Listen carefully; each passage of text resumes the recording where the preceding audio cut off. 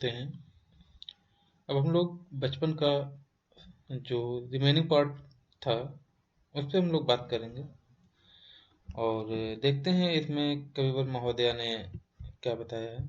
लेखिका जी ने बोला जो अपने बचपन के बारे में वो हम लोग यहाँ पे देखेंगे। तो सेकंड पार्ट शुरू होता है, हम जाने क्यों घोड़ों को कुछ कमतर करके समझते थे। कमतर मतलब होता है कम करके समझना, किसी को छोटा समझना।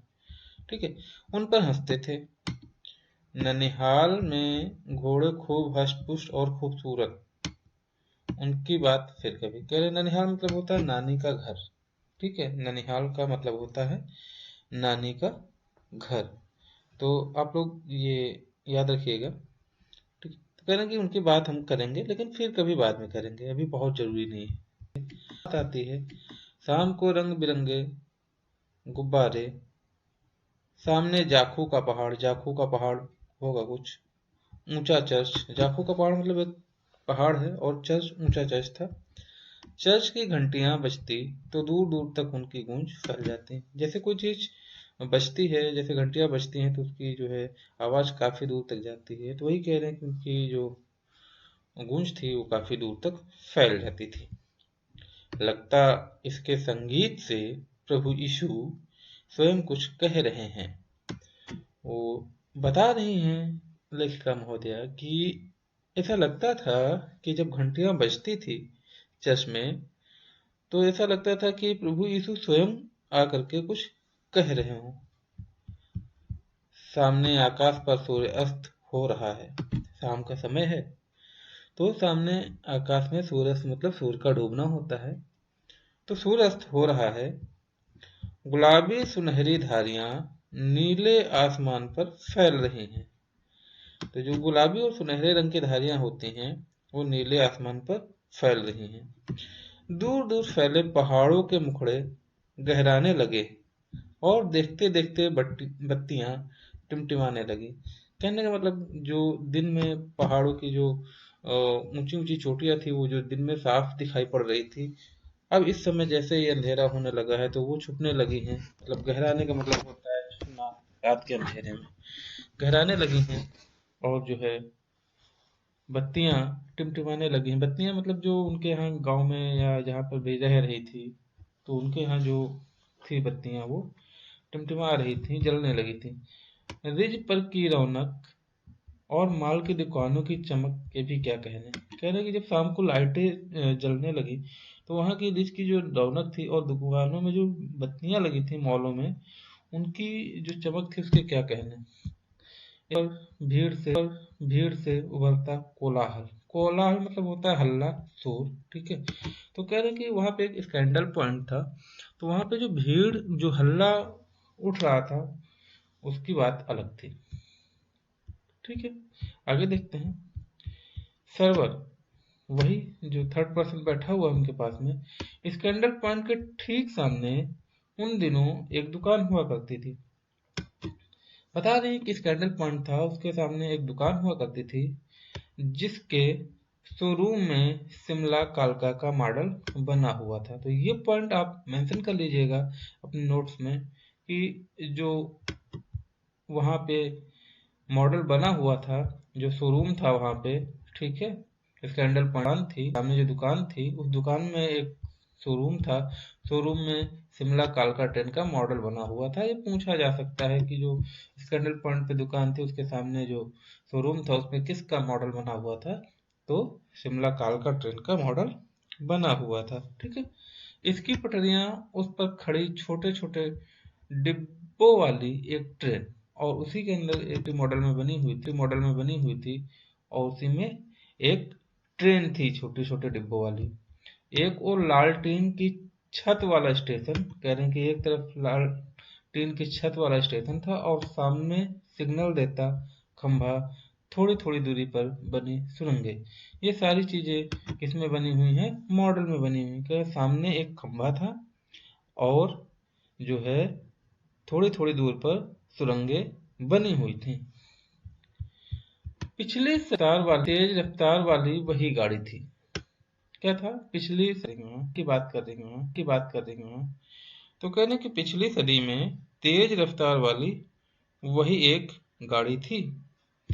कभी कभी हवाई जहाज भी देखने को मिलते। कह रहे हैं कि कभी कभी ऐसा होता था कि हवाई जहाज देखने को। दिल्ली में जब भी उनकी आवाज आती, बच्चे उन्हें देखने बाहर दौड़ते। तो जहाज की आवाज आती थी दिल्ली में, तो बच्चे जो है देखने के लिए बाहर दौड़ पड़ते थे। तो होता है, तो अगर ऐसा होता है तो बच्चे दौड़ ही पड़ते हैं। दिखता एक भारी भरकम पक्षी उड़ा जा रहा है पंख फैलाकर। कहते हैं कि मानो ऐसा लगता था जब जहाज को देखते थे कि जैसे एक बहुत बड़ा पक्षी, जो है भारी भरकम मतलब बहुत बड़ा विशालकाय पक्षी, पंख फैलाकर उड़ा जा रहा है। यह देखो और वह गायब। स्पीड इतनी तेज थी, उसकी गति इतनी जो है तेज थी कि जो है देखते ही देखते वो गायब हो जाता था। उसकी स्पीड ही इतनी तेज लगती, क्या नहीं, उनकी स्पीड बहुत तेज थी। हाँ, गाड़ी के मॉडल वाली दुकान के साथ एक और ऐसी दुकान थी जो मुझे कभी नहीं भूलती। कह रही कि गाड़ी के मॉडल वाली दुकान तो थी, और उसके साथ एक और ऐसी दुकान थी जो मुझे कभी नहीं भूलती। यह वह दुकान थी जहां मेरा पहला चश्मा बना था, और वहां आंखों के डॉक्टर अंग्रेज थे। कह रहे ये वो दुकान है जहां मेरा पहला चश्मा बना था, और वहां के जो आंखों के डॉक्टर थे वो अंग्रेज थे। तो इसलिए जो है वो दुकान जो है नहीं भूलती है इन्हें। चलिए आगे बढ़ते हैं। शुरू शुरू में चश्मा अटपटा लगा, बड़ा अटपटा लगा। क्या है कि शुरू शुरू में वो जो चश्मा था वो काफी ज्यादा अटपटा लगा। छोटे बड़े मेरे चेहरे की ओर देखते और कहते, आंखों में कुछ तकलीफ है क्या। कह रहे कि जब हमने चश्मा लगाया तो चाहे जितना छोटा हो या बड़ा हो, वो सब मेरे तरफ देखता और पूछता कि क्या आंखों में कोई तकलीफ है। इस उम्र में ऐनक, दूध पिया करो। लोग कहते कि इस उम्र में तुमने ऐनक लगा लिया है, दूध पिया करो। मैं डॉक्टर साहिब का कहा दोहरा देती। उन्होंने कहा कि लोगों को चुप करने के लिए मैं डॉक्टर साहब ने जो हमसे कहा था वही मैं दोहरा दिया करती थी। पहनोगी तो ऐनक उतर जाएगी। तो डॉक्टर साहब ने बोला था कि कुछ देर पहनोगी तो ऐनक उतर जाएगी, ऐसा ही वो लोगों को बता देती थी। वैसे डॉक्टर साहिब ने पूरा आश्वासन दिया था। आश्वासन मतलब होता है सामना देना, दिलासा देना। तो आश्वासन का मतलब आप लिख लीजिएगा। वैसे कह रहे कि डॉक्टर साहब ने पूरा आश्वासन दिया था, लेकिन चश्मा तो अब तक नहीं उतरा। कह रहे कि लेकिन चश्मा जो है अब तक उतरा नहीं। नंबर बस कम ही होता रहा। आंखों का नंबर होता है लेंस का, तो वो कह रहे कि नंबर कम होता रहा। मैं अपने आप इसकी जिम्मेवार हूँ। कह रहे कि ये जो हुआ है, चश्मा लगाने का जो सिलसिला शुरू हुआ है, जो भी प्रॉब्लम हुई है मुझे, इसकी जिम्मेवार खुद मैं हूँ। जब आप दिन की रोशनी को छोड़कर रात में टेबल की लैंप के सामने काम करेंगी, तो इसके अलावा और क्या होगा। वो खुद को दोषी बता रही हैं। कह रही हैं कि जब रात में रोशनी दिन में रोशनी छोड़ के हम लोग रात में टेबल लैंप के सहारे काम करेंगे, तो आंखों पे जोर ज्यादा पड़ेगा, और जब जोर ज्यादा पड़ेगा तो चश्मा तो लगना स्वाभाविक है। तो कह रहे इसके अलावा और क्या होगा। हाँ, जब मैंने पहली बार चश्मा लगाया तो मेरे एक चचेरे भाई ने मुझे छेड़ा, देखो देखो कैसी लग रही है। कह रहे जब पहली बार मैंने चश्मा लगाया था, मेरे चचेरे भाई ने मुझे छेड़ा था और कह रहा था देखो देखो कैसी लग रही है। तो ये हैं, आप देख सकते हैं। ठीक है, तो अब देखते हैं क्या लगाया था। आंख पर चश्मा लगाया ताकि सूझे दूर की, यह नहीं लड़की को मालूम सूरत बनी लंगूर की। ऐसा कह के उन्होंने चिढ़ाया कि आंख पर चश्मा तो लगा लिया है, लेकिन जिससे इनको दूर का दिखे, लेकिन इनको ये नहीं पता, इस लड़की को ये नहीं पता कि चश्मा लगाने से इनकी जो है सूरत लंगूर जैसी लग रही है। आगे, मैं खीजी। खीजी मतलब होता है झिड़कना, ठीक है, गुस्साना, झुंझलाना। मैं खीजी कि मुझ पर यह क्यों दोहराया जा रहा है, पर शेर बुरा ना लगा। कहना मुझे गुस्सा तो आया कि ये मुझ पर बार बार क्यों दोहरा रहा है, लेकिन शेर जो था वो अच्छा था, मुझे बुरा नहीं लगा। ठीक है, आगे देखते हैं क्या उन्होंने बोला कि जब वह चाय पीकर चले गए तो मैं अपने कमरे में जाकर आईने के सामने खड़ी हो गई। कहने लगे जब वो उसका भाई चचेरा था उनका, वो चला गया, तो कह रहे कि मैं जो है कमरे में गई और आईना मतलब शीशा होता है जिसपे हम लोग अपना मुंह देखते हैं, ठीक है, उसके सामने खड़ी हो गई, कई बार अपने को देखा, उन्होंने कहा कई बार मैंने अपने आप को देखा, ऐनक उतारी फिर पहनी फिर उतारी, देखती रही, कह रहे बार बार यही सिलसिला चलता रहा, ऐनक उतारते पहनते और फिर अपने आप को देखते रहे। सूरत बनी लंगूर की, नहीं नहीं नहीं, हाँ हाँ हाँ। उन्होंने कहा कि सूरत बनी लंगूर की, सोचा होगा सूरत बनी लंगूर की, नहीं नहीं नहीं ऐसा तो नहीं, कि नहीं हाँ लग तो रहा है कि मतलब ठीक नहीं लग रहा, तो ये हाँ हाँ और नहीं नहीं उन्होंने खुद को बोला। फिर मैंने अपने भाई का टोपा उठाकर सिर पर रखा, टोपा मतलब एक प्रकार की कैप होती है, आपको पता होगा, जिसको टोपी बोलते हैं। कुछ अजीब लगा, तो जब हमने उसका टोपा उठा के सर पर रखा, मुझे कुछ अजीब जरूर सा लगा, अच्छा भी और मजाकिया भी, जैसे जोकर लोग जो है लगाते हैं उस तरीके से। उन्होंने बताया कि मजाकिया भी तब की बात थी, कह रहे वो तो पुरानी बात थी, अब तो चेहरे के साथ घुल मिल गया है चश्मा। कह रहे कि चश्मा की अगर बात करें तो पहले शुरू शुरू में अलग बात थी, लेकिन अब इतना समय हो गया है कि जो है चेहरे के साथ चश्मा घुल मिल गया है। कभी कभार उतारा हुआ होता है तो चेहरा खाली खाली सा लगने लगता है, लेकिन अगर चश्मा कभी कभी उतार लो तो ऐसा लगता है शीशे में देखने पर कि चेहरा कुछ खाली खाली सा लगा है। याद आ गया वह टोपा, काली फ्रेम का चश्मा और लंगूर की सूरत।